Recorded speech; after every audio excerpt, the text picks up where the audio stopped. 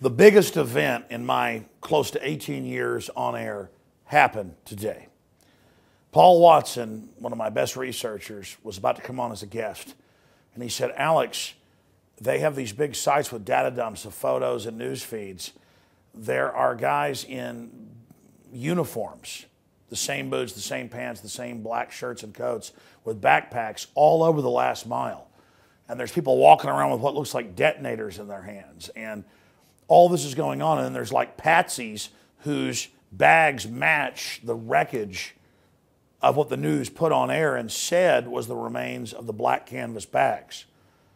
So we went on air with this, and 5 minutes after, it's during break, and I watch Wolf Blitzer panicking going, oh, I guess they're going to arrest somebody later, and they've got all this evidence, and it's footage from inside a shopping center. And I'm like, well, wait, that's the footage we've got.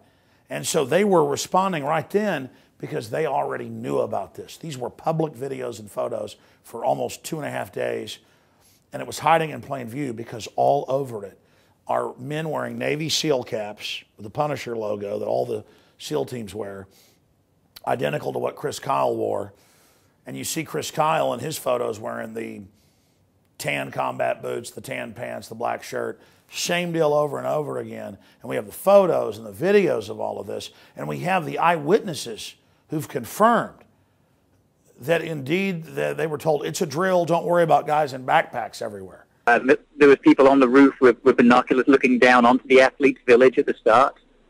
There was dogs with their handlers going around sniffing for explosives, and we were told on a loud announcement that we shouldn't be concerned, this was just a drill. So there were all these black backpacks so that police who weren't compartmentalized couldn't stop what was happening. And the real evidence of this being a false flag is that they've covered up that, and they lied about it in the press conference, the drill that's now been confirmed, that was in the Boston Globe, that was covered in News 15.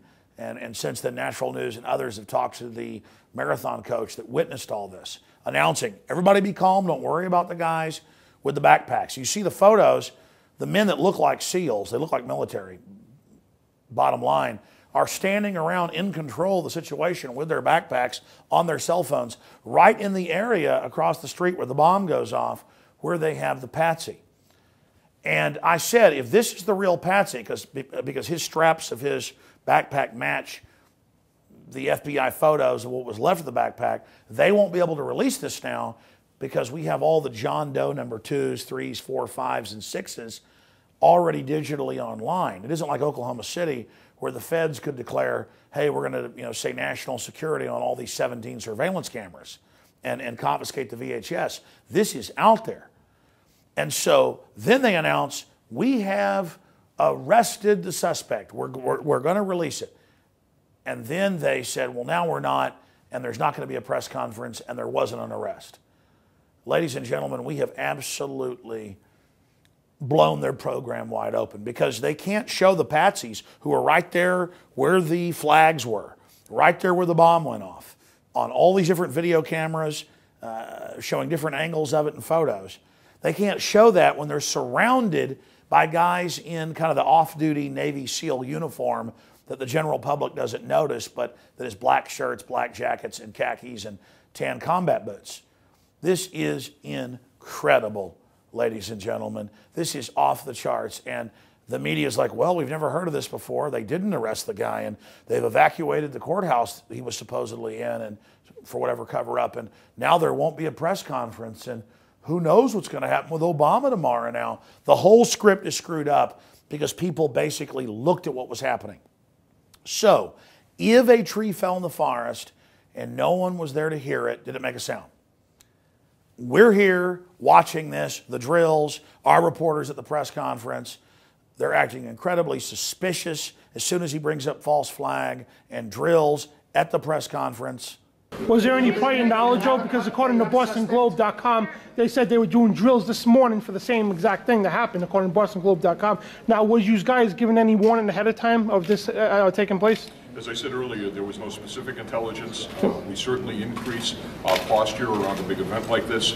All of those things happened in preparation for this event, but there was no specific intelligence that anything was going to happen. Do you take any questions? Oh, sir, why were loudspeakers telling people in the audience to be calm moments before the bomb went off? Is this another false flag stage attack to take our civil liberties and put more Homeland Security sticking their hands down on the pants on the streets? No.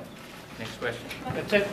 Why was people being told prior? 9:30 tomorrow morning. Why was will be the people next being briefing. told prior to the bombs going off to stay calm?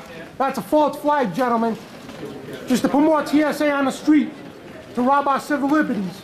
These are the signs. And then you have Bush, Cheney, and Obama being indicted by a congressional bipartisan committee for premeditated torture and telling the military to carry out criminal torture.